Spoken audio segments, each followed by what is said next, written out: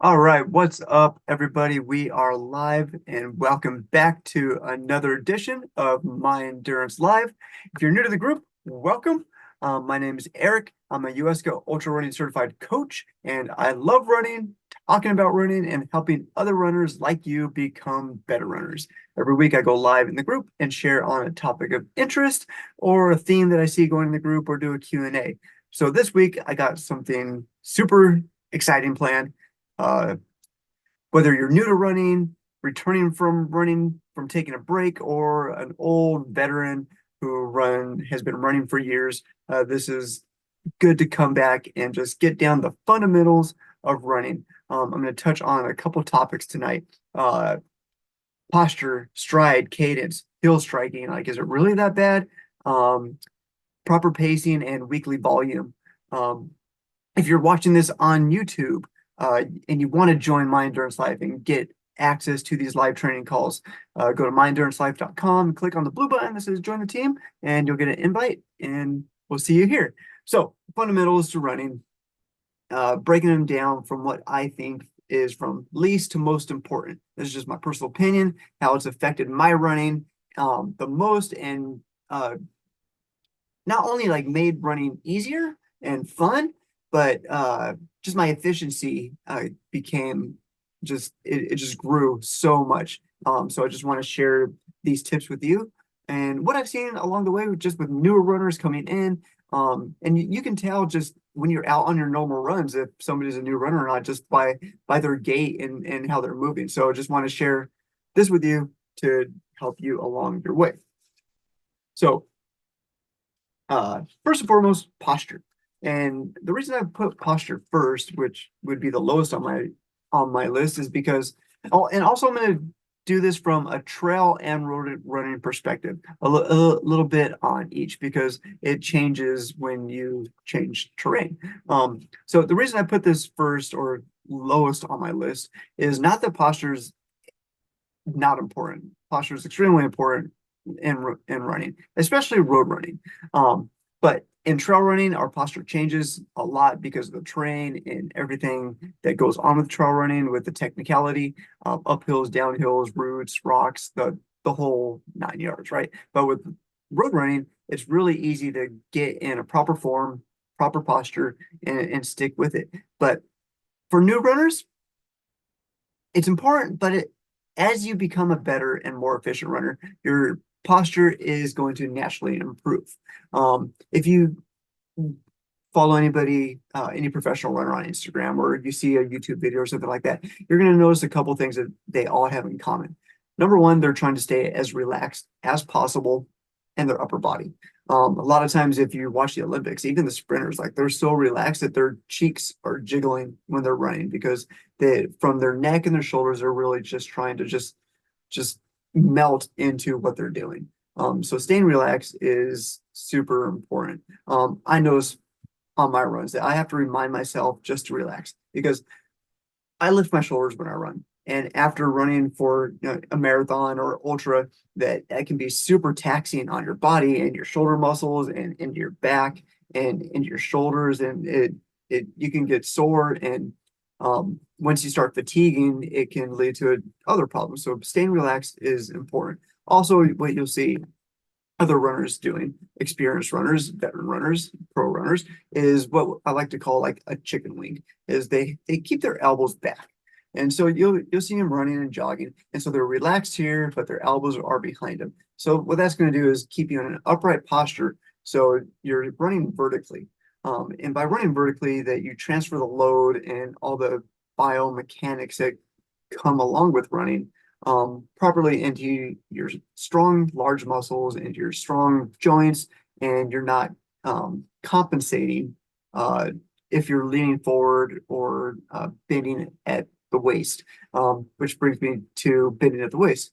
I try to avoid bending at the waist because that loads your knees and it carries your weight unproportional to your body's natural posture.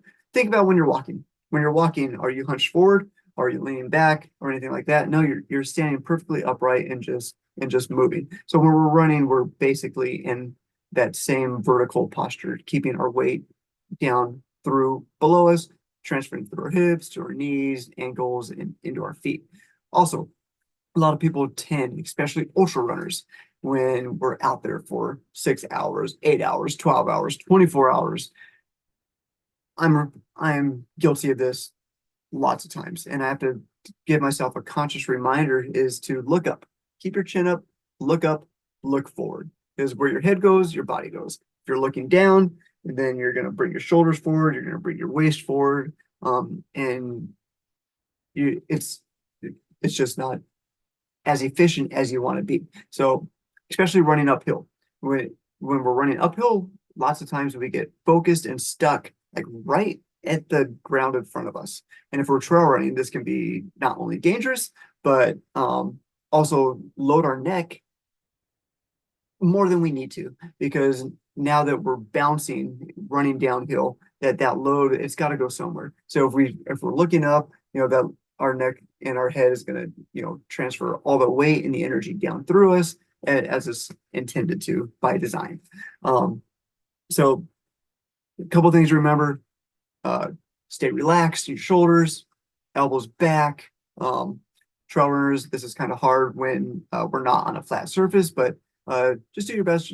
A simple reminder, like think of chicken wings, and then also chin up, eyes up. Look where you want to go. Especially like uh, on a long hill climb, especially if you start to hike. Consciously remind myself, just look to the top, get to the top, and it seems like you get there faster when you're looking where you're going. And then tilt when you're running up a hill, tilt at the waist. I mean, tilt at the ankles, not the waist. So it takes a little bit of practice, but you'll get there, and before long, it'll become natural. Just practice it, right? The reason I want to talk about like fundamentals is because when our kids start sports, when we get them into basketball or football or baseball or anything like that, uh, the last thing the coach is going to do is teach your kid swing for a fence and hit a home run. No, they got to learn how to hit the ball first, or they're not going to teach them diving plays right off first practice. They're going to teach them how to like put the glove on, keep their fingers up, catch the ball, keep your eye on the ball. Basic fundamentals for that sport. Oftentimes, as adults, that when we start running, that we just want to run. We put our shoes on, we go out for a jog, and the last thing we think is about the fundamentals to building a strong foundation to running. So that's why I wanted to really touch on this topic. Okay, second on the list is hill striking. This can be very controversial, and depending on what event you're running, really determines on if you're going to end up hill striking or not.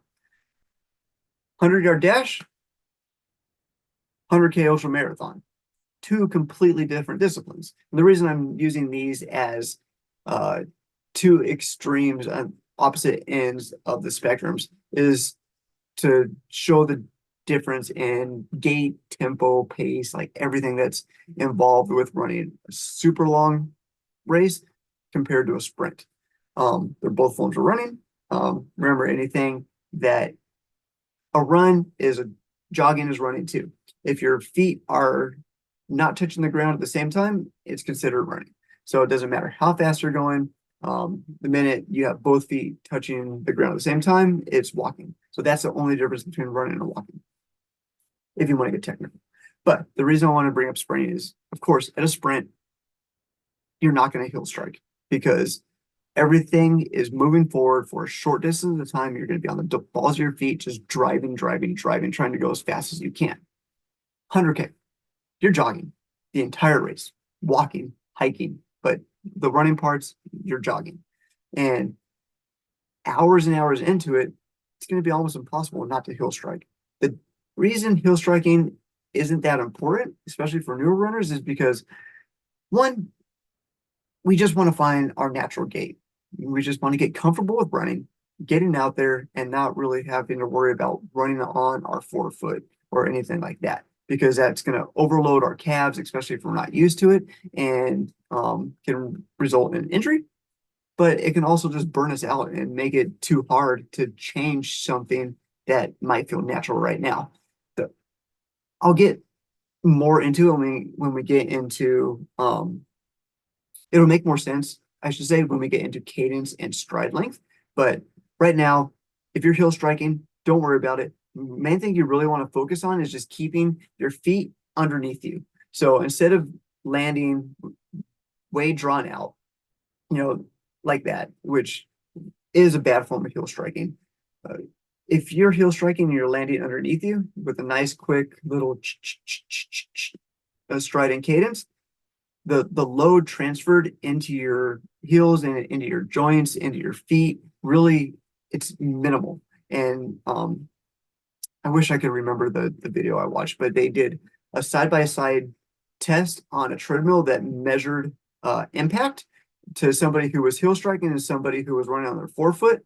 And or it was the same person, I should say. It was the same person, so it was the same weight. And the first was running on their forefoot at, it was a determined pace, so a determined mile per hour, and they were running on their forefoot, and then they transitioned to the same pace, the same uh, miles per hour, and did a minimal heel strike, but they were landing underneath their body and not out front. And the impact was so minimal that it didn't make a difference to your body. I heel strike. You can look at my shoes and I heel strike. When I'm running fast, if I'm doing a tempo or an interval run, of course I'm on my forefoot because it's a totally different uh, exercise of what we're getting at. But for the majority of my long slow runs, my ultras, and everything like that, I'm heel striking, but I'm really focused on just keeping my feet landing underneath me so that load is transferred up into my body naturally, and my body's naturally absorbing it, through my muscles, through my hips, and everything like that. Whereas you're really stretched out, then that's where the impact comes from, and you got to overcome it, and then it hurts, right? Okay, so I'm going to move on from that. It'll make, like I said, more sense when I get into stride and cadence, but first and foremost, before we get into that, I want to talk about, sorry, check my pace. Okay. Um, what's an ideal pace? Well, there is no ideal pace. We're all different, right? We all have different abilities. We've all been running for different lengths. So if you're new to running or coming back from an injury or anything like that, my recommendation is ditch pace.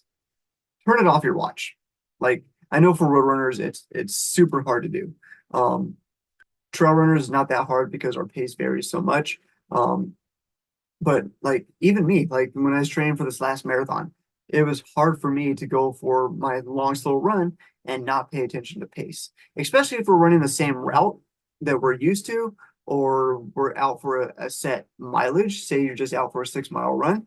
Um, it's easy just to get in a mindset of the faster I go, the sooner I can be done running. So, and then we also fall into that like no pain, no gain.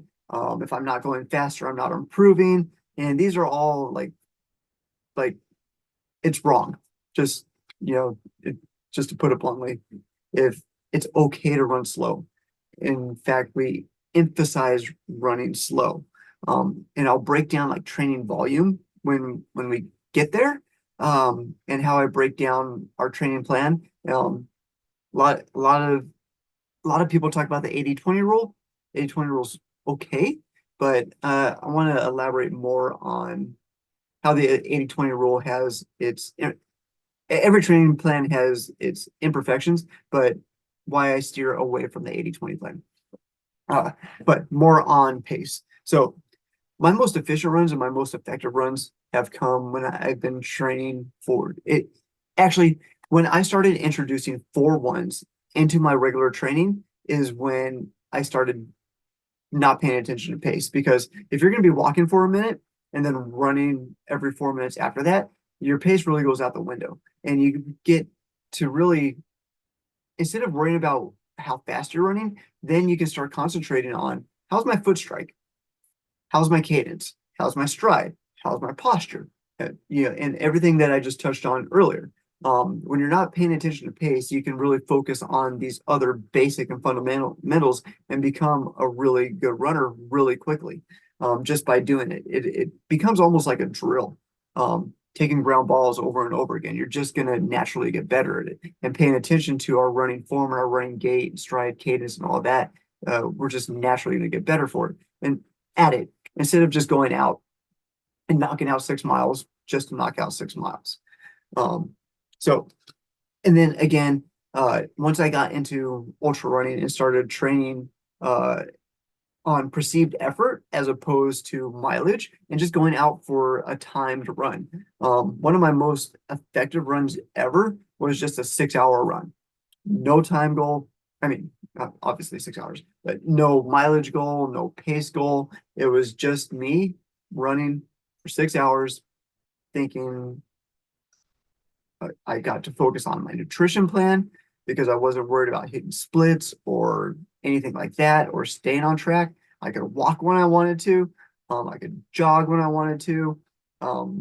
It was more about just completing the time and focusing on everything else that pertains to the race I was training for.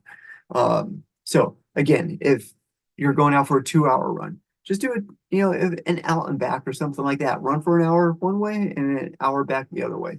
And that's the easiest way to start transitioning from set mileage into just timed runs. And this is really, if you're not training for a specific race, there's no reason why your long runs shouldn't be based on time and not mileage. Or if we're not training for anything, marathon, half marathon, or anything like that, there's no reason to run fast. In fact, like it's the easiest way to plateau is like Jeff Browning said in our last call, that comfortably hard zone where you can run for a long time being with it being comfortably hard. In reality, that's almost like your marathon pace, or it is your marathon pace, where yes, I can run this for a long time, but it's a little bit out of my comfort zone. So that's the easiest way to like not build your um your VO2 max threshold, let's say. So you want to, push it hard a little bit of the time, but we really want to build our base and just really stretch out our base as much as possible. All of our running, especially in our age group, we're in the prime of our life right now, right? Looking at the group, like most of us are middle age with kids, family, priorities, and all that. And running's a hobby. So we want to really enjoy it as much as possible. So why make it hard on ourselves by making every run comfortably hard? Slow down, walk, hike, and really just get that aerobic foundation just like super, super deep. So we have something to like pull off of when we are into those later miles of the race and the goals that we're going for. Okay. So touched on posture, we've touched on hill striking, touched on pace.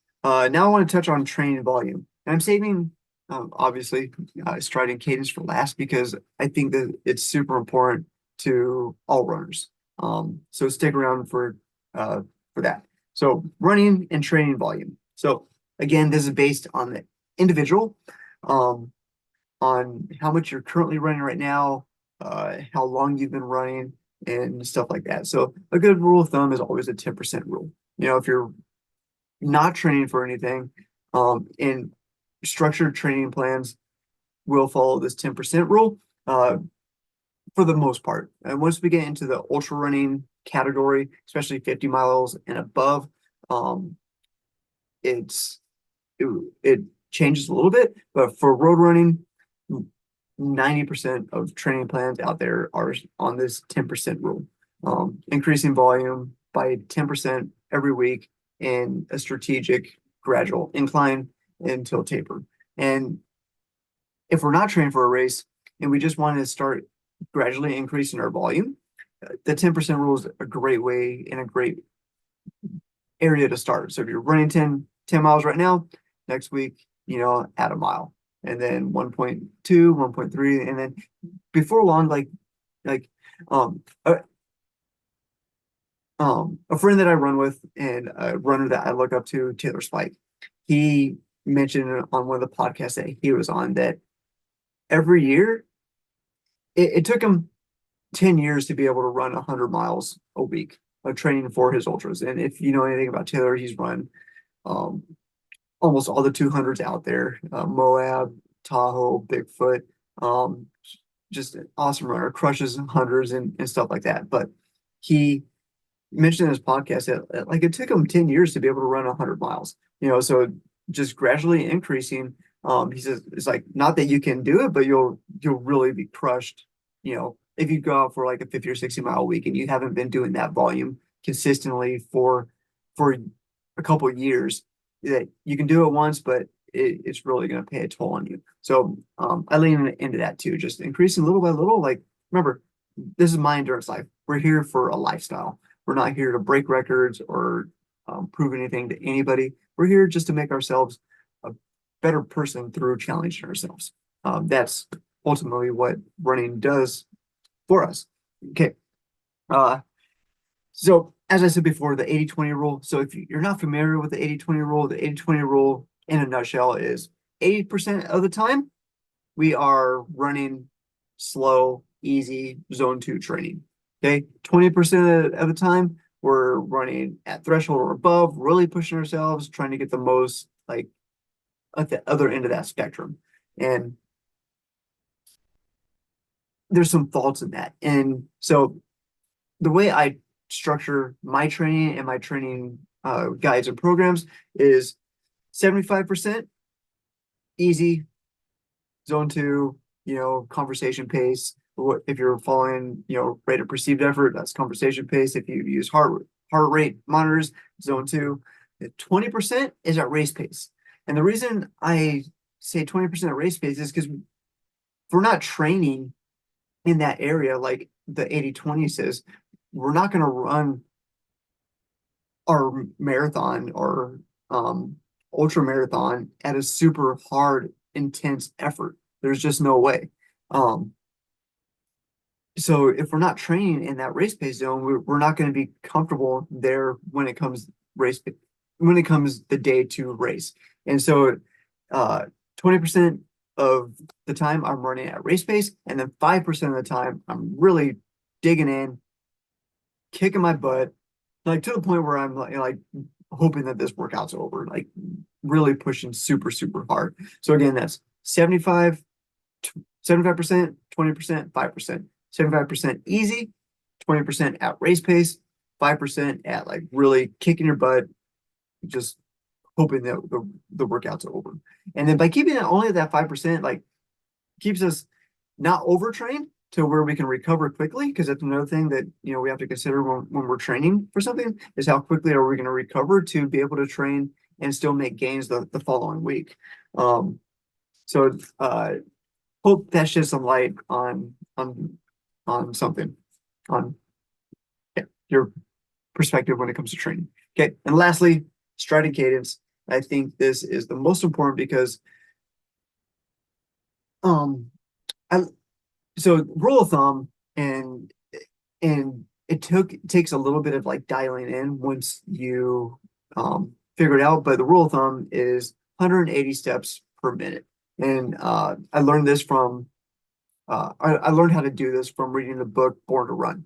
And in Born to Run, they mention that 180 steps per minute is the optimum uh, running cadence, and everybody should do it. Well, I kind of disagree with that because we're all different, right? For me, I'm vertically challenged. Nice way of saying short. I'm 5'7", and my cadence is a little bit higher than somebody who's going to be 6'2", right? It's common sense that way. But 180 is a good area to start, because from there we can go up or down based on what feels good and what you just naturally find yourself going into at a higher cadence. But with a higher cadence, that is going to automatically keep our feet underneath us. Okay, you can't overstride with a really fast cadence. Okay, so it's going to keep us right here, moving fast, nice, crisp, fast foot strike. That also is going to shorten our stride, which is going to help us get a higher heel kick, running posture, and make that circular motion, right? Think of it this way. A slow cadence is like a car with square wheels. Yes, you can eventually get it to roll, but it's going to be super clunky, like, you know. But with a higher cadence, it's now you have like a multi-pointed star that's rolling. And obviously, that's going to be a lot smoother than a square rolling. So that's what we're trying to create, is trying to create more points of contact quicker to create that motion that is going to create a nice, smooth, gentle, gentle ride. Um, I've seen a lot of newer runners like in that like 150 cadence zone, 160. And this is irrelevant of pace. You can run at a high cadence with a 14-minute mile. You can run at a high cadence with a 6-minute mile. And you can practice this by different ways. Uh, I did it myself. I ran it a 12-minute mile with a high cadence with that 180 beats per minute, and then also at like a 7-minute pace with 180 beats per minute. And the reason I referenced Born to Run is because they recommend listening to the song Rock Lobster by the B-52s. It has a super catchy beat. If you're not familiar with it, just look it up on Spotify or Pandora or whatever streaming service you use. And the song itself is at 180 beats per minute. One, um, it's catchy, it's easy to remember. And so lots of times when I'm running and I want to remember where my cadence is, I'll just replay that song in my head and then instantly start running in step with it. So whether I'm doing a 12-minute mile, an 8-minute mile, or whatever, I recall that song and then boom, I'm back into it. And then that helps me just stay upright, get my chicken wings going again, and everything that comes along with it. Another way that I found what I would like to call my perfect stride. And if you've been part of my endurance life for a while, you remember that video that I posted of me running on the white lines of a bike path and then eventually up onto a curb. And this was like a little drill that I created for myself that I shared with a bunch of you. And I remember the comments coming in like how it just um, changed your stride. So by running on a white line, the outside line of a bike path, or um, just be careful of bikers and cars, of course. But it automatically forces you to keep your feet underneath you, and because you have to balance, and you can't be really stretched out and keep your balance and stay on that line. And then once I got comfortable staying on that line with a nice, quick, short stride, fast cadence, then I hopped up onto a curb and would run under curb. And this really made me focus on keeping my feet landing directly underneath me. And it just really changed my running forever. And it now, and I still do it like just to like refresh. If you ever get to run with me, you'll always see me if we're doing a road run, running on a white line, if there's a line there, or jumping up onto a curb. And that's just like reset my body, reset my stride, reset my cadence, and just get me. And when we ran that marathon last time, I ran on that line for probably 25 miles, just so I could not have to think about not have to think about it. So stride and cadence was the biggest game changer that I had. And then like earlier on in my running journey, if you want to call it that, I was prone to like uh IT band syndrome, and then I also developed shin splints. And then I did have a slow cadence, and I was overstriding that I look back at like those older videos that my wife took me running, and then just looking at like my Strava data once I got a watch. So uh yeah, it's like I went, so just for reference, and then like I said, like dial in your own cadence and your own stride length and all that, because everybody's different. But road running, my natural cadence, what I found is optimum for me now is 184 steps per minute. That's just based on my watch. Um, and then of course, like trail running, it changes. Like you'll see your cadence get up above 200 and like down to like 60, depending on if you're hiking or walking or running super fast down a hill. Trail running and ultra running, the higher the cadence you carry, And the easier and the safer it is actually, because the more contact we have with the ground, the easier it is for us to save ourselves from falling. If we're slipping or trip or running down a hill, to stop and change direction. Um, and also like to make those quick transition moves like side to side, those lateral movements that we don't do during road running. Um, Especially if you're running down up or down, or anything that has a rut that suddenly appears, or a rain washout. Like it's still springtime, so lots of the trails and stuff that we're running on right now have lots of rain ruts that we have to avoid. And having a quick cadence lets you navigate that just ever so much easier than having uh, and you can lose control if you have a really large stride and you're running downhill. And then it's hard for your legs to keep up with yourself. And that's where people tend to lose their balance and fall. So, highly encourage you to increase your cadence. Uh, Find that song Rock Lobster and run to it. It's fun.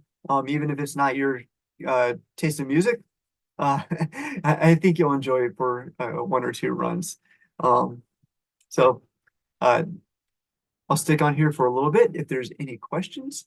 Um, but yeah, thanks again for watching, and really stoked on you guys.